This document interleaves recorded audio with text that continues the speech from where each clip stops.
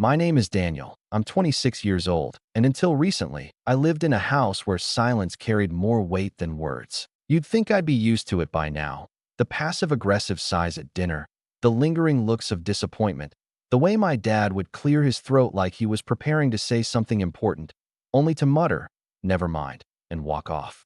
That was just life growing up in our house. My older brother, Evan, was the golden child, captain of the soccer team, the first in our family to get a scholarship. "Mister, we're so proud of you." Me? I was just Daniel. I was the kid who liked to draw, who fixed up an old laptop from a yard sale so I could learn animation, who stayed up late editing short videos in secret because I knew if I showed anyone, they'd just laugh. I never really fit into my family. Not in the way that made them cruel on the surface, but in the quiet, cutting way where love was conditional and kindness felt like a reward system. My dad, Alan, was the kind of man who believed respect had to be earned, and apparently I hadn't. Not like Evan had. Our mom passed away when I was 10, and since then, the warmth in the house had disappeared. Dad filled the void with long hours at work, and Evan filled it with achievements. I filled it with silence. I never expected praise, but I thought, maybe, just once, they'd notice how hard I was trying. When I landed a remote job doing video editing, I was thrilled. I showed my dad one of the projects, a small indie commercial I'd worked on. He nodded absently, then asked if Evan needed help fixing his car. That was 3 years ago. He never asked about my job again. Things got worse last year, slowly but steadily. My health took a hit. Nothing major, just recurring migraines, constant fatigue, some stuff the doctor chalked up to stress. I tried to explain it to my dad, but he looked at me like I'd confessed to being lazy. "You're always tired," he said once, shaking his head like it physically pained him. "Maybe if you did some real work, you wouldn't be." Evan started joining in around then. He'd tease me in that friendly but not really way that only siblings can get away with. "Must be nice to nap all day and call it work," he'd say with a smirk. "Bet Netflix is thrilled to have you." I laughed it off at first, thinking maybe he didn't mean it. But it chipped away at me, especially when I overheard him on the phone with one of his friends, saying, "Dan, yeah, he's still living in the basement like a troll. Dad's been carrying him for years. No clue why he keeps enabling it." That night, I couldn't sleep. I kept replaying it in my head. Carrying me? I was paying rent, groceries, the electricity bill half the time. I even covered Evan's parking tickets a few months back when he couldn't afford them. Not that he ever thanked me. Then came the day everything changed. It was a Saturday. Evan and Dad were in the garage fixing something on the truck. I was on my way out to pick up groceries. I stepped into the garage to ask if they needed anything. Dad didn't even look up. "You don't need to bother," he said. Evan snorted. "Yeah, unless they've got a sale on excuses." I blinked. What's that supposed to mean? That's when my dad turned. His expression was blank, almost cold. "It means we're tired, Daniel. Tired of you moping around like a ghost. You're a grown man and you act like a child. You're nothing but a burden." I just stood there. I wasn't even angry yet. I was stunned. The word burden rang in my ears like an alarm. Evan leaned against the workbench, arms crossed. "Let's be real, Dan. No one would miss you if you left." That was the moment. You know those seconds in life when everything clicks into place, where time slows, and you suddenly see things for what they are? That was it for me. I didn't shout. I didn't throw anything or slam the door. I just nodded. "Okay," I said. That was it. Just okay. I turned, went back inside, packed a duffel bag with essentials, laptop, clothes, sketchbooks, charger. I left my house key on the kitchen counter. I wrote a short note that said, "Since I'm such a burden, I'll stop being one." And I left. I moved across the state that night. I had a friend from college, Liv, who'd always said I could crash if I ever needed a change. I never thought I'd take her up on it. But that night I called her, and within hours I was on the road. I found a room in her building the next week. I started freelancing harder than ever, pulled extra gigs, found a few stable clients who valued my work. For the first time, I didn't have to prove myself to anyone. I was just me. 3 months went by, then 6. No calls, no texts, nothing. I guess I shouldn't have been surprised. Until this week. It was a quiet Tuesday. I just wrapped up a project and was eating lunch when my phone buzzed. A voicemail. I didn't recognize the number at first, but when I hit play, I nearly dropped my fork. "Daniel, it's Dad. Listen, Please come home. Things aren't. Evans, his voice cracked. Look, I know we haven't spoken, but I need to talk to you. We need to talk. Please, just call me back. I didn't. Not yet, anyway. Because the moment I heard that message, my heart didn't race with guilt or relief. It clenched with something deeper. Something sharper. Not anger. Not sadness. Just clarity. They only reached out when they needed something. And the truth is, I wasn't sure if I wanted to hear what it was. Not yet. But I had a feeling I was about to find out. I stared at my phone for a long time after that voicemail. The lunch I'd been eating went cold. My mind wasn't racing, it was quiet. Too quiet. Like when you wake up from a bad dream and everything is just still. I played the message again and again, listening for something, anything, that sounded like an apology. But it wasn't there. Just panic. Desperation. Not even my name spoken with softness. Just Daniel. Sharp. Stiff. Unfamiliar. I didn't call him back. That same night, Liv noticed I was off. We were watching some old animated film I used to love as a kid, comfort food for the soul, and she glanced over, saw the look on my face, and hit pause. What's going on? I told her. Not everything. Just the voicemail. Her expression didn't change much, just a little crease in her brow, the same one she always got when something was bothering her. You thinking of going back? I don't know, I said. But I did. I just didn't want to say it out loud. Liv didn't push. She never did. That was the thing about her. She had this calm about her, like she could feel the storm in other people without trying to fix it. She just stayed beside you until the storm passed. Whatever you decide, she said, just make sure it's not out of guilt. You don't owe them your pain, Dan. I nodded, but I didn't sleep that night. My brain wouldn't shut off. I kept wondering what Evan had done. Evans, that pause in Dad's voice. Had something happened? Was he in trouble? Was he sick? Or was it something else? 2 days passed. I went about my work. I met deadlines. I edited projects. I made small talk. But I kept checking my phone. One voicemail. No follow-up. Then Thursday evening came, and I got a text. From my cousin Julie. It simply said, "Hey, I know this is random, but are you okay?" I saw something weird on Facebook that set me off. I called her right away. Julie picked up immediately. "Daniel, oh my God. I wasn't sure you'd answer. Listen, I don't want to stir anything, but your dad made a post on Facebook earlier today. It's been deleted now, but I saw it. It was just one line. Family shouldn't wait until it's too late to fix things." My mouth went dry. What's going on with Evan? Julie hesitated. I don't know everything, but from what my mom said, there was some kind of incident at his job. Something bad. Apparently, he was fired last week after a huge argument with his boss. There's rumors he was caught lying on some reports, trying to blame it on someone else. It got ugly. That tracked. Evan had always been smooth-talking, always able to weasel out of trouble. But I never thought he'd go that far. I thanked her for letting me know and hung up. My stomach was in knots.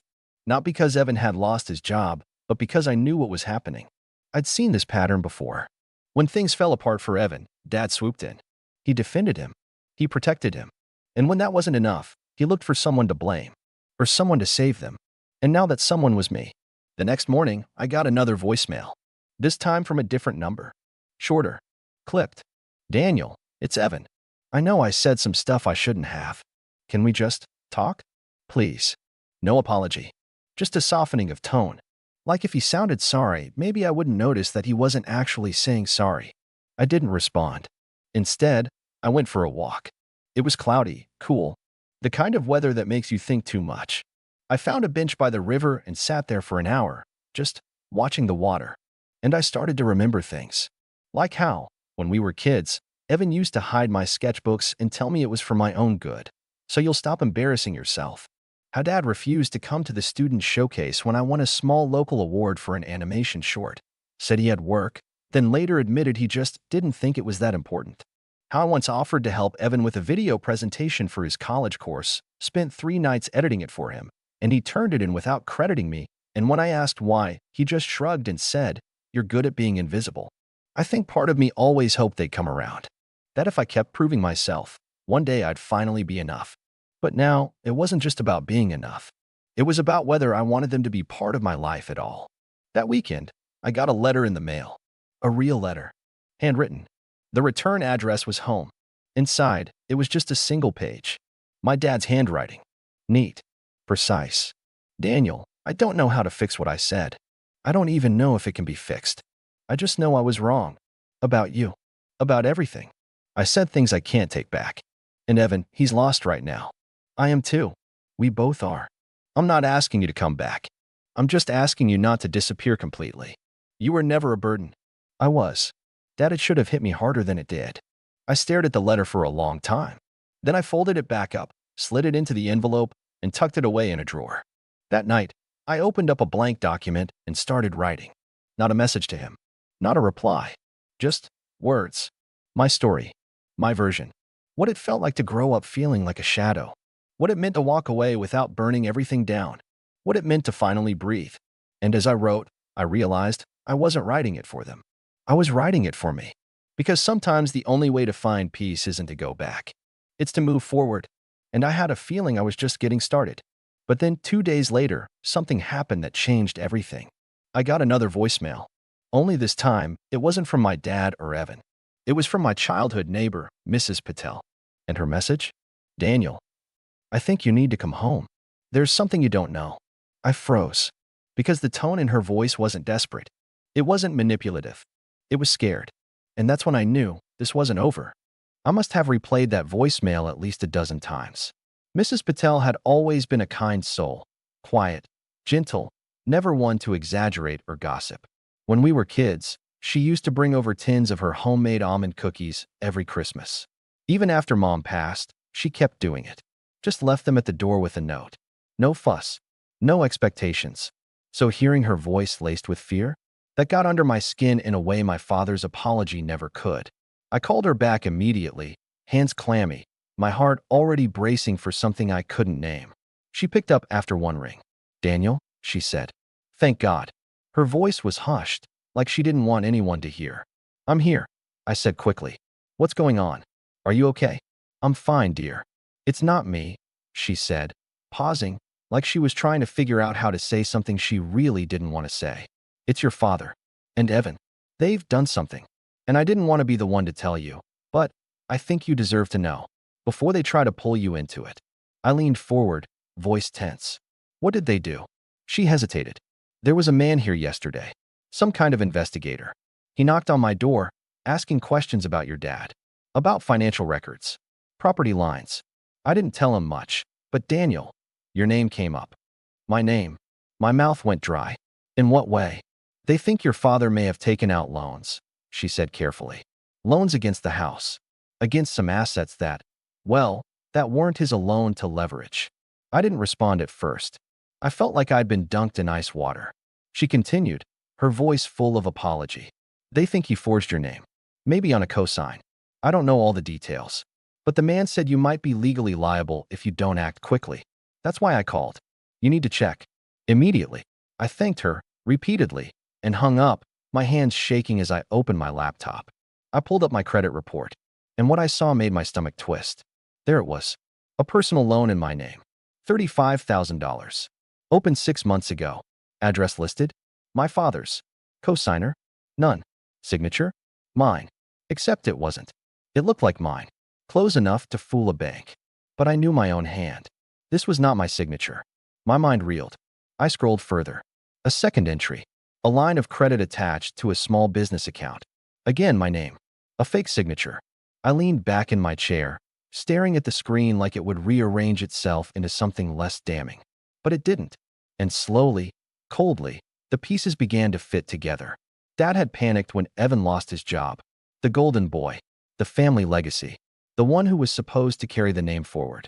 But Evan was drowning, and Dad was willing to do anything to keep him afloat. Even if it meant dragging me down with them. I wanted to scream. To drive back home and bang on the door and demand answers. But I didn't. I sat in silence, every breath like broken glass in my throat. They didn't want me back because they missed me. They wanted me back to clean up their mess. To take the fall. To be useful for once. Suddenly, all those messages, those calls, that letter, they weren't acts of remorse. They were calculated. Strategic. Desperate, sure, but not in a way that meant love. In a way that meant survival. And I was the life raft. I closed the laptop slowly. I didn't cry. I didn't yell. I just sat there numb. Until I picked up my phone and called someone I hadn't spoken to in years. His name was Jordan. He used to be my roommate in college, a law student who later became an attorney specializing in financial fraud. We hadn't talked since graduation, not really, but I still had his number. I texted him, "Hey, it's Daniel. I need your help. It's urgent." He called back 5 minutes later. By the end of the hour, I had a plan. Jordan told me exactly what to do: how to file a fraud report, how to notify the bank and lock down my credit, how to request the original application documents and have them flagged for investigation, how to protect myself legally, fast.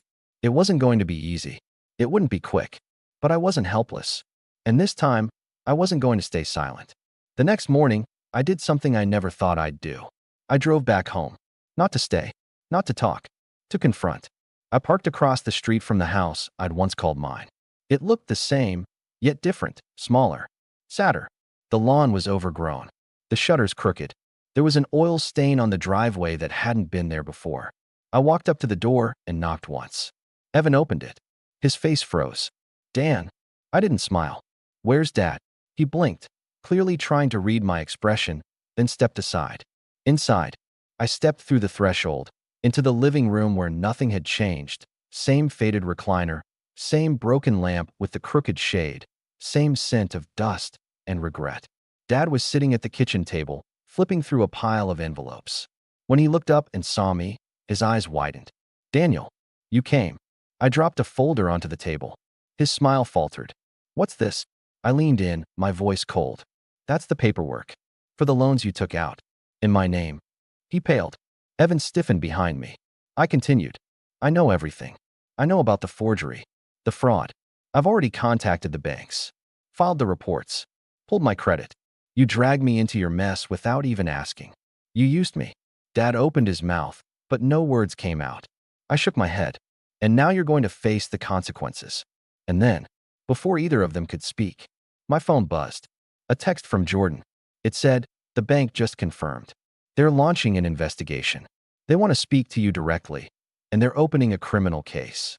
I showed them the message, and for the first time in my life, I watched my father break. His face crumpled, not with sorrow, with fear. Pure, undeniable fear. Evan stepped back, eyes darting. "You wouldn't actually press charges, would you?" I looked him straight in the eyes and said, "Watch me." I walked out of that house with my head held high for the first time in years. The sun was starting to set, casting long shadows across the driveway as I stepped back into my car. My hands trembled, not from fear, but from adrenaline. That confrontation had been building inside me for years, bubbling beneath the surface every time I'd been dismissed, ignored, or made to feel like I didn't matter. Now, I had finally stood up for myself. I didn't even look back at the house as I pulled away. Let them sit in it, the silence, the weight of their actions, the panic of consequences coming their way. For once, it wasn't my problem to fix. I'd done nothing wrong. I wasn't the disappointment. I wasn't the burden. I was the one they thought they could use because I had always kept the peace. But not anymore. By the time I got back to my apartment, I had 2 voicemails waiting. One was from my father. He didn't cry, but his voice shook. "Daniel, please don't do this. I messed up, okay?" I panicked. "Evan." Evan was spiraling. I didn't know what else to do. "You weren't here, and he needed help. I thought I'd figure it out before it caught up with us. Please, we're still family. We can fix this." The second was from Evan. His tone was sharper. "Seriously, Dan? You're going to throw us under the bus like that? After everything we've done for you? You wouldn't have a job if Dad hadn't let you freeload for so long. Don't act like some kind of victim. This is just making things worse for everyone." That voicemail made me angry. Everything they've done for me? The sheer audacity. The revisionist memory. The twisting of truth to make me the villain in their story. I didn't respond to either of them. Not out of pettiness, but because I didn't need to. My energy wasn't going toward their redemption arc anymore. It was going toward rebuilding what they tried to destroy, my life. Over the next few weeks, things moved fast. Jordan helped me coordinate everything. He connected me with a financial investigator and a legal team that specialized in identity fraud. They immediately took action to protect me, freezing the fraudulent accounts, subpoenaing the original loan applications, flagging every signature for forensic review. The forensic analysis proved what I already knew. The signatures weren't mine. The pen pressure, slant, and stroke patterns were off, subtly, but unmistakably. The banks, once presented with the evidence in my sworn statement, began reversing the charges and removing the loans from my record. It was a process, slow, tedious, but one that steadily untangled me from the financial noose my father had tried to place around my neck. A few weeks later, I received a formal letter from the county clerk's office. The local authorities were moving forward with charges: bank fraud, identity theft, forgery. It wasn't just about the loans anymore. It was about intent, pattern, misuse of trust. I sat with the letter for a long time. Holding it felt surreal, like I was finally holding proof that I wasn't crazy, that everything I'd endured wasn't just family drama or a misunderstanding. It was a crime, and I had every right to see justice carried out. Liv was the first to hug me when I told her the news. "This is big, Dan," she said. "This is your closure." It was. But it was also more than that. It was a line in the sand. The trial didn't happen overnight, of course. The investigation took several months. But when the day finally came, I sat in that courtroom clean-shaven, calm, dressed in a suit that fit better than anything I'd worn at home. I watched my father, once so tall and rigid, now hunched in a courtroom chair, eyes sunken, hands trembling. Evan was there too, fidgeting, angry, still defiant. I didn't speak to them. Not once. When I took the stand, I told the truth. No embellishments, no dramatics, just the truth. I spoke about the years of neglect, the slow erosion of self-worth, the constant dismissal, and finally, the betrayal, how they used my name, my credit, my trust to dig themselves out of a hole they had made. The judge listened carefully. In the end, the court ruled in my favor. The loans were declared fraudulent. My record was cleared. My father was sentenced to 2 years of probation, 200 hours of community service, and mandatory financial counseling. Given his age, the court showed leniency, but he would carry the fraud conviction with him for the rest of his life. Evan wasn't charged, but the bank blacklisted him, and his professional license was revoked. Whatever career he thought he still had, gone. His reputation shattered. And me? I walked out of that courtroom free. Not just legally, emotionally, spiritually. Free in a way I hadn't felt in years. I never went back to that house. After the trial, it was foreclosed. Turns out, the debts were deeper than I realized. I found out from Julie that my father had quietly moved in with a distant cousin on the other side of the state. Evan was couch surfing and apparently trying to start a podcast. I didn't listen. I didn't need to, because my life had finally moved on. I moved into a better apartment, one with a little balcony and a skylight in the bedroom. My client list grew. A small creative agency hired me as their full-time editor. I got promoted 6 months later. I even began teaching an online course for aspiring video editors, sharing the same tools and tricks I once had to learn in silence. I made friends. Real ones. People who didn't just tolerate me, they saw me. I built a life I was proud of, one not defined by guilt or obligation or shame. One morning, about a year after the trial, I got a small package in the mail. No return address. Inside was a worn photograph, me at 10 years old, sitting on the living room floor with my sketchbook, smiling as my mother leaned over me, watching me draw. Taped to the back was a note in familiar handwriting. "I'm sorry I forgot who you were. I wish she'd been here. She would have stopped me." Dad. I stared at the photo for a long time. Then I put it in a box and stored it away. Because that part of my story? It was over. Now, when people ask me about my family, I tell them the truth, but I don't dwell on it. I don't lead with the pain. I lead with what I learned. About strength. About boundaries. About choosing yourself even when it hurts. About how silence can be survival, but speaking up can be freedom. And when I walk past a mirror now, I don't see the burden they used to call me. I see a man who survived them and became more without them.